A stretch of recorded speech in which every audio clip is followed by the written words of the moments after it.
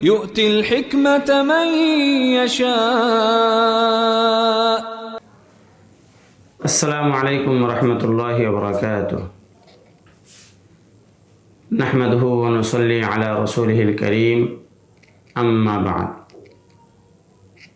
আমরা এখন আলোচনা করব মাবসুত কিতাব সম্পর্কে।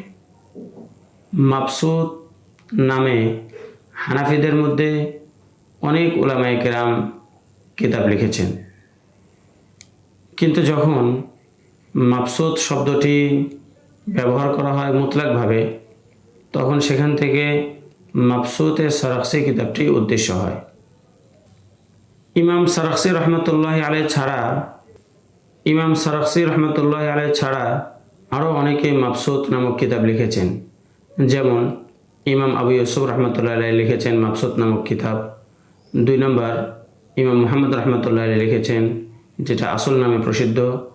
3 নম্বর ইমাম জুরজানি রহমতুল্লাহ লিখেছেন। 4 নম্বর ইমাম খাহারজাদা লিখেছেন।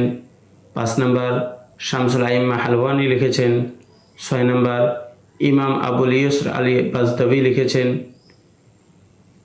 7 নম্বর ইমাম আবুল ইউসর আল বাজদাবির ভাই লিখেছেন।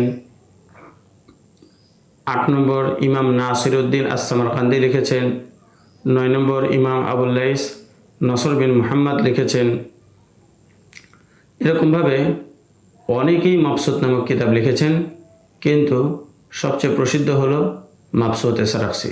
এবং যখন শুধুমাত্র মাবসুত শব্দ ব্যবহার করা হয়, তখন মাবসুতে সারাখসিটাই উদ্দেশ্য হয়। সামনে আমরা আলোচনা করব আল কাফি কিতাব এবং তার লেখক সম্পর্কে ইনশাআল্লাহ তাআলা। আসসালামু আলাইকুম ওয়া রাহমাতুল্লাহি ওয়া বারাকাতুহু। يشاء ومن يؤت الحكمة فقد أوتي خيرا كثيرا وما يذكر إلا أولو الألباب.